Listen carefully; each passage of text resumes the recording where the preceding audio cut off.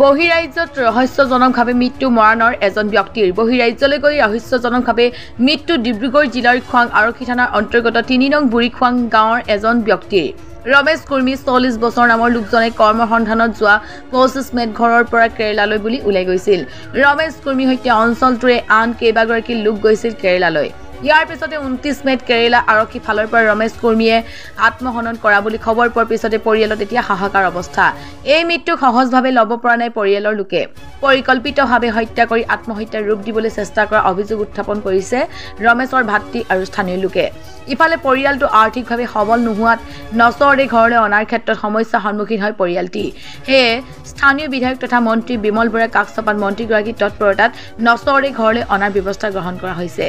ইফালে ৰমেশৰ বিয়োগৰ পিছতে ৰমেশৰ 2টি সন্তানক লৈ চিন্তিত হৈছে গাঁওবাসী। যেতিয়া প্ৰশাসনে আমাৰ থানাৰ পৰা মোক ফোন কৰিছে, মই এতিয়া বাণীপুৰ ষ্টেচনত ৰেলৱে ষ্টেচনত ডিউটিত কৰি আছিলোঁ।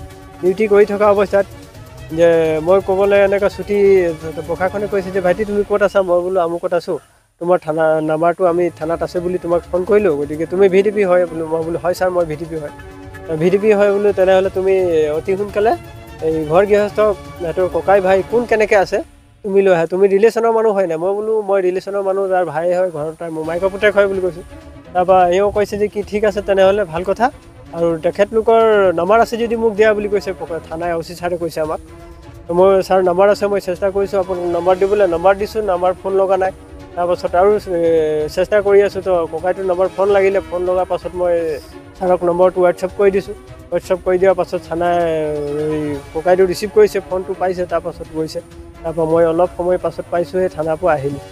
প্ৰশাসনে আমাক কৈছে যে কি এতিয়াতো ইমান দূৰত এইটো কেছটো আমি ছুইচাইড বুলি পাইছোঁ।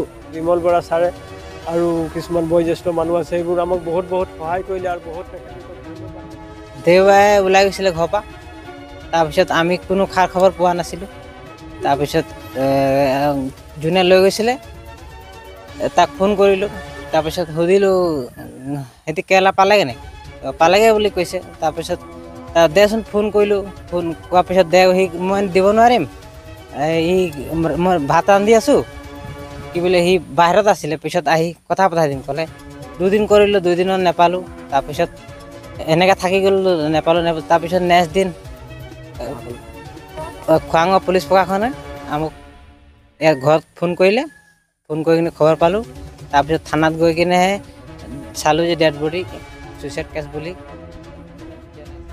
আমাৰ বিমল বৰা ছাৰে যিহেতু আমাক যি বিবেচনা মানে কৰি দিছে, অনাৰ লোকে একদম মানে কেৰেলাৰ লোকে, আৰু কেৰেলা আৰক্ষীকো মই বহুত ধন্যবাদ কৰিছোঁ, যাতে আমাৰ যিয়ে মানে ধৰ তদন্ত যেনেকৈ ধৰণৰ মানে তদন্ত হ'ব লাগে, আমাৰ কেৰেলাৰ পুলিচ প্ৰশাসনকো মই অৱগত কৰিছোঁ, যাতে আমাৰ ৰাইজৰ ফালৰ পৰা, আৰু বিমল বৰা ছাৰকো মই অলপ ক'ব বিচাৰিছোঁ যাতে আমাৰ এই কেছটো আজি ঘৰৰ পৰা গৈ কিনে দেওবাৰে গৈ কিনে কাম কৰিম বুলি ইয়াৰ পৰা ওলাই যোৱাৰ পাছত আজি 3 দিন পোৱাৰ পাছত বোলে কেৰেলাৰ মানে ধৰ যোনটো কোম্পানীত কাম কৰিব, সেই কোম্পানীটোত নোপোৱা আগতেই কেনেকৈ এই ঘটনাটো ঘটিব পালে, সেইবোৰ অলপ আমাৰ ধৰ তদন্তবিলাক অলপ সোনকালে যাতে ছাৰো অলপ সহায় সহযোগ কৰি দিব বুলি মই আশা কৰিছোঁ ছাৰক। আৰু এই অনাৰ যোনটো ক্ষেত্ৰীয় আমাৰ বিমল বৰা ছাৰে কৰি দিলে, তেখেতক মোৰ ফালৰ পৰা বহুত ধন্যবাদ।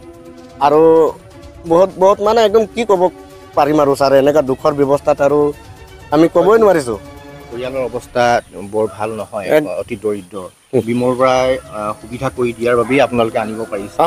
হয়, একদম বিমল বৰা ছাৰৰ আমি সুবিধা একদম A to Z পৰা সুবিধা পাইছোঁ আমি ছাৰৰ পৰা, আৰু ছাৰৰ পৰা মানে সুবিধাৰ পোৱাৰ জন্যে আমি আনিব পাৰিছোঁ আজি, নহ'লে আমি মৃতদেহটো আনিব নোৱাৰিলোঁহেঁতেন।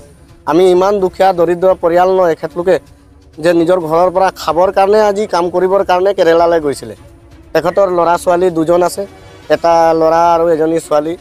তো ল'ৰা ছোৱালীবিলাকো বিশেষ বেছি ডাঙৰো নহয়, সৰু যাতে ছাৰৰ আমাৰ বিমল বৰা ছাৰকো মই অলপ অৱগত কৰিছোঁ, যাতে আমাৰ ল'ৰা যোনটো ছোৱালীৰ আৰু ল'ৰা আৰু ছোৱালী 2জনী আছে, তেখেতৰ পঢ়াৰ ব্যৱস্থাটো অলপ যাতে ছাৰসকলে, এতিয়াতো কোনোৱেই নাই, তাৰ ভাই ককাই হিচাপে সৰু তাহাঁতৰোতো ল'ৰা ছোৱালী আছে, যাতে এই বিবেচনাবোৰ ছাৰে কৰি দিব বুলি মই আশা কৰিছোঁ। আমিতো গম পোৱা নাছিলোঁ, বিশেষতে আমি গম পালোঁ যে আমাৰ দাদাই ৰমেশ কুৰ্মী কেৰেলালৈ গৈছে বুলি। তো কেৰেলালৈ গৈছে, আমি সেইবিলাক গমেই পোৱা নাছিলোঁ। তাৰ পাছতহে যেতিয়া তাত গৈ কিনে পালে, পাছত যেতিয়া তাত ছুইচাইড হৈ গ'ল তেতিয়াহে মোলৈ প্ৰথম ফোন আহিছে যে এনেকুৱা তেনেকুৱা হৈছে, এইজন মানুহ চিনাক্ত কৰা হয় নে নহয়। তাৰপিছত আমি দেখিলোঁ যে ফটো দিলে, চাইছোঁ, চোৱাৰ পাছতহে চিনিব পাৰিছোঁ যে এইজন আমাৰ দদায়ে। তাৰপিছত মানে আজি বিশেষকৈ ক'বলৈ যাওঁ, আজি কৰ্মৰ কাৰণে, আজি যিহেতু তাৰ ৱাইফ নাই, তাৰ মানুহজনী আজি 2 বছৰ আগতে ঢুকালে, অতিকৈ দৰিদ্ৰ পৰিয়ালৰ, তাৰ 2টা ল'ৰা ছোৱালী আছে। এই মানে সি নিজৰ কামৰ কাৰণে মানে এই ল'ৰা ছোৱালীকেইটাক পোহপাল দিবৰ কাৰণে বাহিৰলৈ কৰ্মসূত্ৰে ওলাই গৈছিলে। বিশেষকৈ আজি ইয়াত কামৰ অভাৱত বা এতিয়া কেনেকুৱা কি হৈছে ইমান এটা ক'ব নোৱাৰোঁ। এতিয়া আমাক কেৰালা চৰকাৰে আমাক জনোৱা মতে, কেৰালা পুলিচে আমাক জনোৱা মতে মানে যিখিনি গম পাইছোঁ আৰু মানে ছুইচাইড হৈছে। দেখাততো আমাৰ সেইটো ছুইচাইড হোৱা যেন নালাগিছে, কিন্তু এইটো প্লানিং কৰি কিনে মাৰ্ডাৰ কৰা যেন, গছত ওলমাই দিয়া, মাৰি কিনে ওলমাই দিয়া যেনহে আমাৰ অনুভৱ হৈছে। বিশেষকৈ আমাৰ গাঁৱৰ যিখিনি ল'ৰা গৈছে তাহাঁতকো এতিয়া পুলিচে, আমিতো এতিয়া দেখা নাই, কোনো চোৱা নাই ইমান দূৰৰ পৰা, এতিয়া কোনে কি কেনেকৈ কি হৈছে। ফটো পাইছোঁ। ফটো পোৱাৰ পাছতহে আমাক ছুইচাইড বুলি কৈছে। আমি দেখাত ফটোত মানে একদম মাৰ্ডাৰ নিচিনাহে লাগিছে। তাৰপিছত আমি এতিয়া ইমান দূৰত এনেকুৱা হৈ গ'ল। আজি সি ছুইচাইড কৰিব হ'লে ইয়াতো পাৰিলেহেঁতেন। আজি এইখন গাঁৱত তাৰ কি জেগা নাই ছুইচাইড কৰিবলৈ, ইমান দূৰলৈ গৈ কেনেকৈ কৰিব, এইটো আমাৰ এটা সন্দেহ ভাৱ আছে। ইয়াৰ লগতে আমি আৰক্ষী প্ৰশাসনক অনুৰোধ জনাওঁ যে এই বিষয়টো অলপ গুৰুত্ব সহকাৰে লৈ মানে এই ল'ৰা ছোৱালীকেইটাক মানে উচিত বিচাৰ কৰি দিবৰ কাৰণে মই প্ৰশাসনক দাবী জনাওঁ। আৰু লগতে আমাৰ আমিতো এই স্থানীয় বিধায়ক তথা কেবিনেট মন্ত্ৰী আমাৰ বিমল বৰা ডাঙৰীয়া ছাৰক আমি ধন্যবাদ জনাওঁ। তেখেতৰ প্ৰচেষ্টাতে আমি এইজন আজি যিজন ঢুকাইছে ৰমেশ কুৰ্মী, তাৰ মৃতদেহ আজি উভতাই ঘৰলৈ লৈ আহিবলৈ সক্ষম হৈছোঁ। আজি ছাৰে ইমানখিনি সহায় কৰি দিয়াৰ বাবে ছাৰক আমি মানে একদম কি ক'ম আৰু, একদম বহুত দুখেৰে ক'বলৈ বিচাৰিছোঁ আৰু যে ছাৰে ইমানখিনি সহায় কৰি দিয়াৰ বাবে ছাৰক বহুত ধন্যবাদ জনালোঁ।